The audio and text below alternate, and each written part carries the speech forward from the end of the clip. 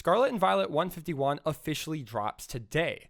What cards from the set are going to be actually good and used at tournaments? Today, I'm going to review each card at a glance, as well as go into the current metagame and see how much these cards actually change things up. Before we get started, though, I just want to thank you all for 1,000 subscribers. It's super exciting. If you see any ads on any of these videos, I'm sorry, but it helps out. All right, so shout out to Justin Basil for the visual set list. So let's just go through here and see what cards are good. How are you attacking with this? No. Okay, this card is probably one of the best cards in the entire set. So before this, Charizard only has the 60 HP one. You just die to 2 Sableye, and I think this is why Charizard just isn't that good, because you can't really play it without that risk. Like, hey, I need to rare candy my stuff up, or else they're just going to die to Sableye. The attack isn't bad either. Discard a Stadium. Like, I'd rather do that than 30 damage. Like, so yeah, definitely like immediately replace all of the Charmanders already in current Charizard.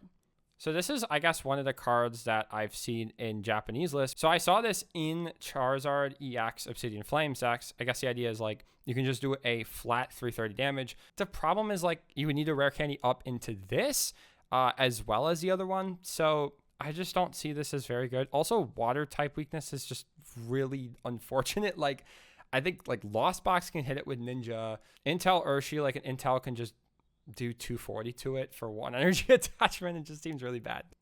This is the next card that a lot of people talk about right off the... No, this card isn't good. Surface level is not that bad, right? 330 HP, solid shell, 30 less from attacks.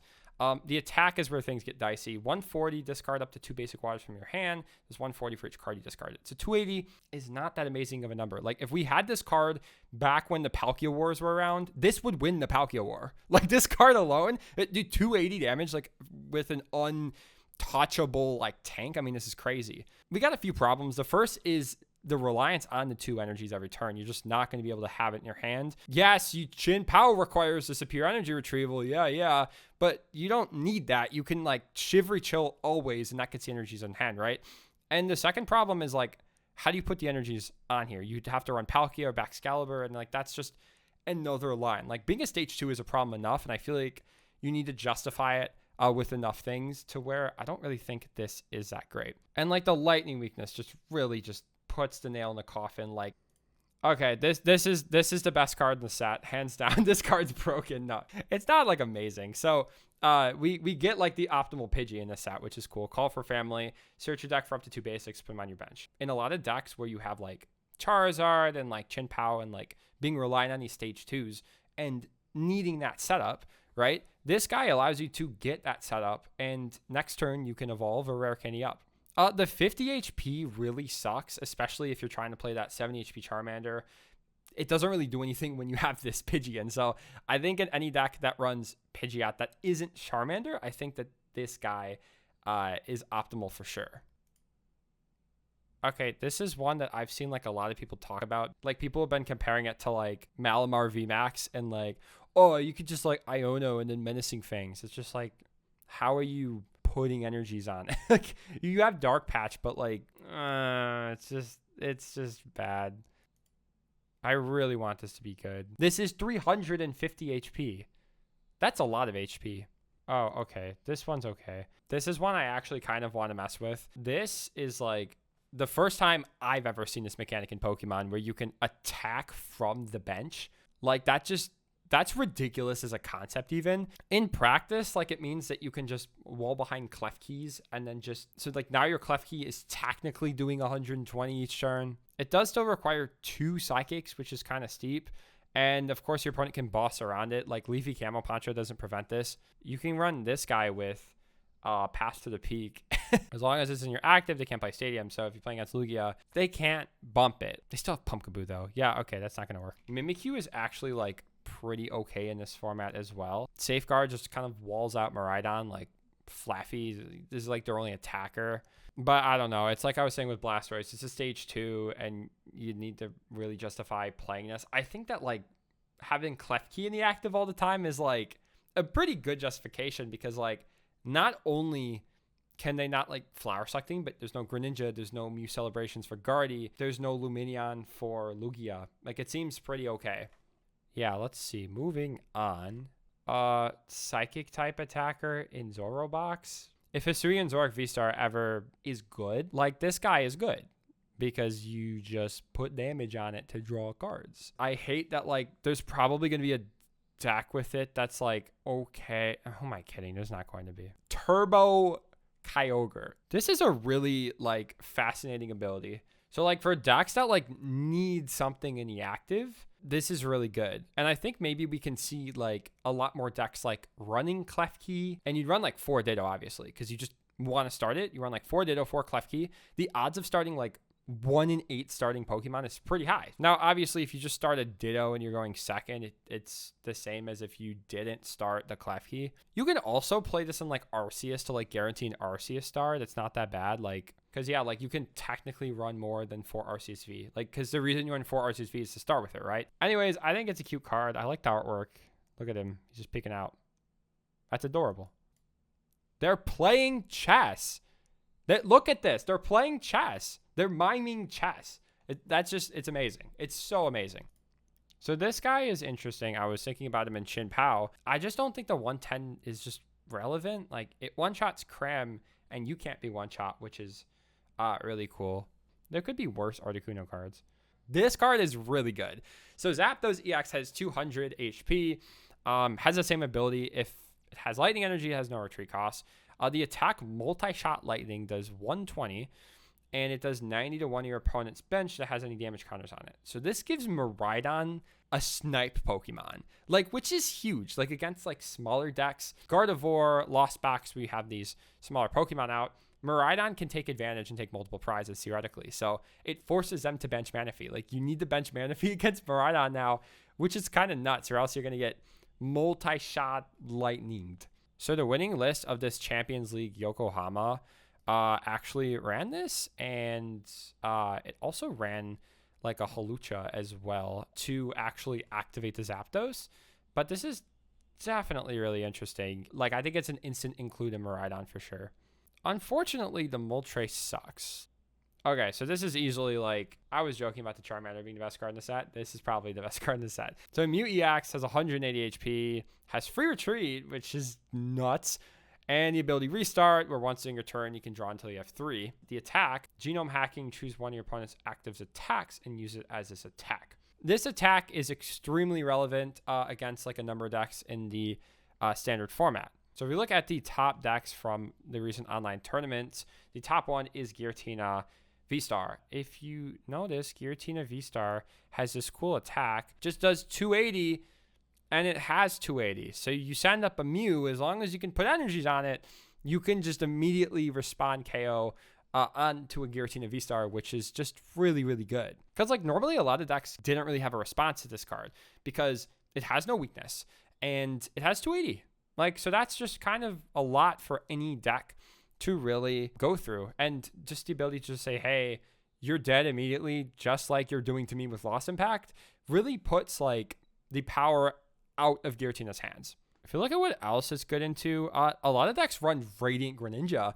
And so like in a deck like Gardevoir, for example, which can power this up in like immediately, Gardevoir can say, Mew EX, attach, boss your Radiant Greninja. You don't have Manaphy bench, I'm going to take 2 prizes. Like, is this a good card in Guardy? I don't think that technically this is good in Guardy because this doesn't solve anything, but now, you could definitely take some games at Guardy with this. If they just don't see it coming, you just plop it down. It seems pretty good to me. And you can do it against, like, Guardy. You can do it against Lost Box. You can do it against Tina.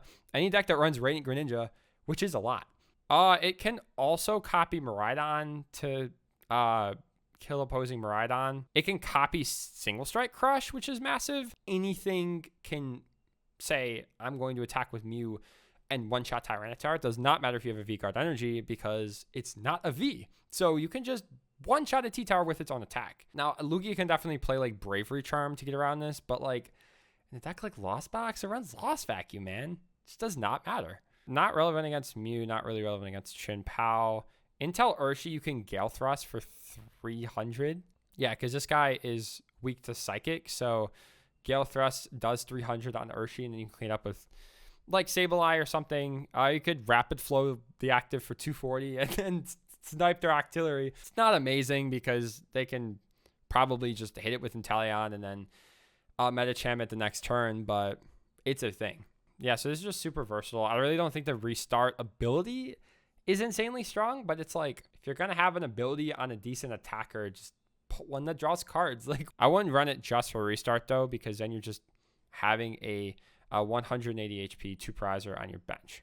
That about does it for the Pokemon. In terms of the trainers, we don't have a ton. 0.5x Radiant Greninja. I just don't think it's that good. Because it only draws one card. Radiant Greninja, 2 cards, sign me up. 1 card, no. Look at all your prize cards. Like, wait, that's broken in Kyogre. Like, you're only gonna be taking 2 prize cards anyways. You gotta make sure those are like the best cards. Does this card make Kyogre not a headache anymore? I don't know if it applies a bunch to other decks, but man, I play one of this in Kyogre. This card's really fun. Once Control gets some better cards, this card will be really good. I can see this in Control for sure, but yeah, just the fact that it's like not always guaranteed to hit and probably won't hit, I can't really see it in much else. This guy is interesting. I can see this having application, like you put gift energy back to their hand and then kill it, or like you put V-Guard back into their hand so you can hit math. I don't think it's terrible when used correctly, but it does really only apply to like a small subset of decks. I hate that this is called Grabber. Yeah, it's meh. So yeah, that is pretty much all of... Wait, we're not getting... What? Wait, we're not getting this?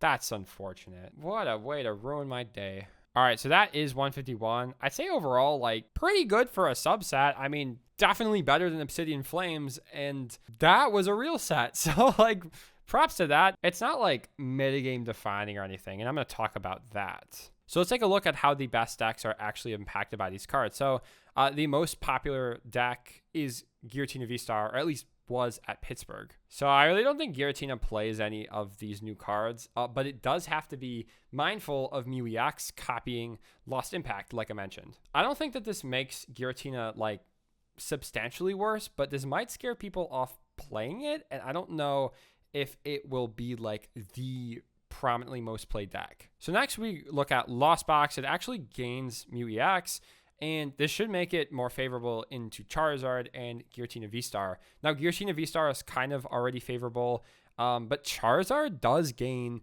that 70 HP Charmander, which makes your life very difficult as a Lost Box player. You can't just Sableye for exactly what you want. You can't Horn and like Sableye either Mew and Charmander because now you are 10 short. Miraidon does gain that Zapdos, and that Zapdos is going to be pivotal for the deck, allowing it to actually snipe, which means you need a bench of Manaphy against Miraidon, which means you're not doing what you need to do. You're benching Manaphy when you're Lost Box. That means that you're not exactly getting down the Sableyes that you need to. Not to mention that Dragonite also does 20 to all of your bench Pokemon, which until now didn't really matter.